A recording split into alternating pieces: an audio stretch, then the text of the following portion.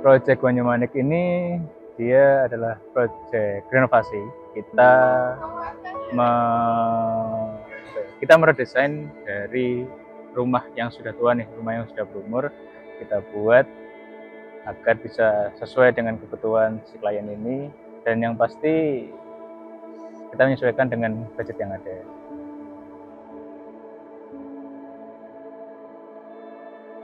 Nama saya Lintang. Saya di sini in charge untuk desain klien yang ada di Proyek Banyumanik. Tempat ini kan ada di Banyumanik, di Semarang ya. Nah, yang mana kota Semarang itu terkenal dengan cuaca iklim yang panas sama sumpek. Nah, ketika kita survei memang rasanya itu sumpek sih di sana. Mungkin karena rumahnya udah tua, udah berumur juga. Nah, jadi salah satu isu terpenting yang harus kita atasi adalah rumah ini setidaknya harus terasa sejuk sehingga dalam tidak terasa panas, apalagi sumpek.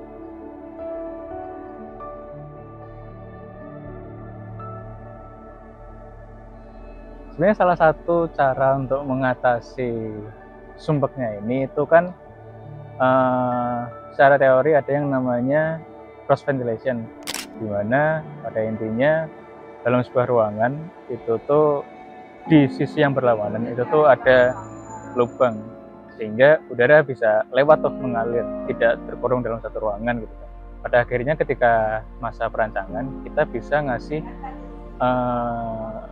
dalam tanda kutip lubang itu tuh di ruang di pintu masuk entrance utama itu tembus sampai pintu belakang. Nah, setelah itu udaranya ngalir ke atas dengan atap yang bisa dibuka. Nah, dengan sistem kayak gitu tuh cross ventilation bisa terbentuk.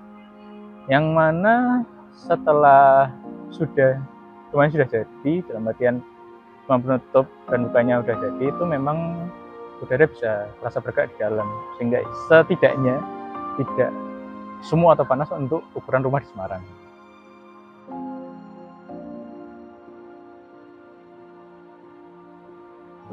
Spot yang menurutku menarik itu ada di ruangan mezanin, ada di anggaplah lantai 2 ya. Saat kita survei existing memang itu sudah ada. Nah, tapi karena kondisinya waktu itu kotor sama atapnya itu rendah, feel di dalamnya tuh jadi kerasa panas gitu loh. Nah, akhirnya kita buatkan atapnya itu lebih tinggi lagi, sama yang pasti kan kita bersihin. Nah, jadi ruangannya tuh dia ngerasanya tuh bisa lebih lega sama lebih ringan. Kenapa spot ini menarik? Karena saat survei sendiri sudah ada request juga dari si klien, di mana mereka ingin area mezanin ini itu jadi kayak semacam hobi room, tempat mereka bermain, membaca sama anak-anak.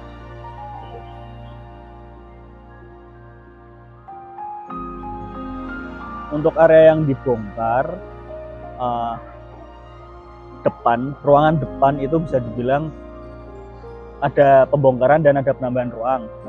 Lalu untuk area tengah ke belakang itu bisa dibilang temboknya sih dibongkar semua. Cuman yang dipertahanin itu cuman area kamar belakang yang sekarang jadi kamar utama, ditambah penambahan luasan kamar mandi existing yang di belakang. Itu awalnya cuman kurang lebih 2 kali 1,5. Ini sekarang menjadi kurang lebih di 2 kali 2,5 sampai 2,8 lah, kurang lebih di situ.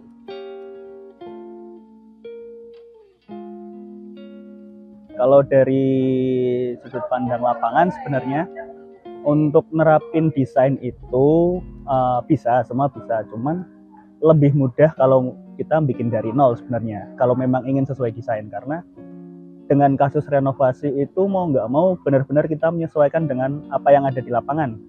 Jadi mungkin dari desain bisa dibentuk sedemikian rupa, tapi ternyata di lapangan itu ada beberapa kendala yang mungkin kendala teknis yang tidak bisa diterapkan di desain. Jadi mau nggak mau desain harus kita sesuaikan di lapangan seperti apa. Jadi susah-susah gampang sih. Kalau dibisakan mirip pun ya kurang lebih 80-90% mirip dengan desain yang asli, tetap kita sesuaikan dari itu.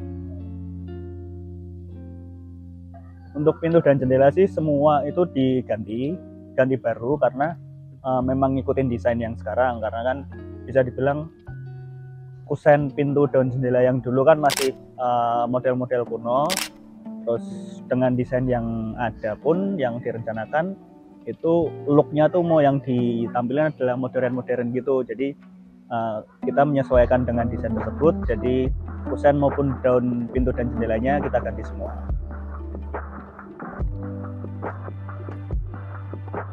Kalau untuk keramik sih sebenarnya itu rencana awalnya memang ingin diganti semua, tapi karena untuk mengepres budget dari klien ada permintaan di mana keramik yang diganti itu cuman keramik yang area bongkaran aja. Nah, di sini sih sedikit unik ya, karena keramik yang existing itu keramik model lama yang sekarang tidak ditemukan di pasaran, dan coraknya pun bukan corak yang dapat disambung dengan keramik-keramik model sekarang.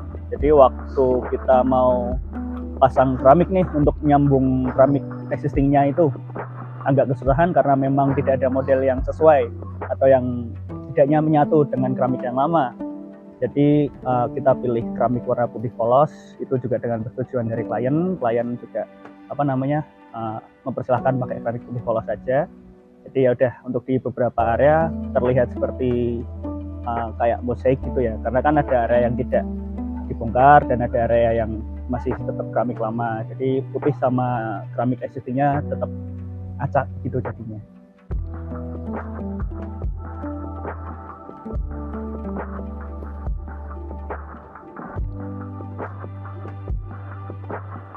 Project ini tuh harusnya selesai di bulan Desember, kurang lebih di pertengahan Desember, cuman karena di Semarang ini lagi cuacanya tidak mendukung, benar-benar ekstrim.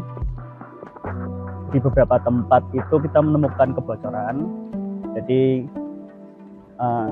kita perbaiki dulu lah, kita kasih treatment setidaknya biar kebocoran itu berkurang semua, tidak ada kebocoran lagi, sehingga waktu serah terima pun klien juga puas, sehingga kita tidak ada tanggungan apapun lagi, walaupun nantinya kita masih ada servis untuk bangunannya, entah itu dari kebocoran maupun taraful.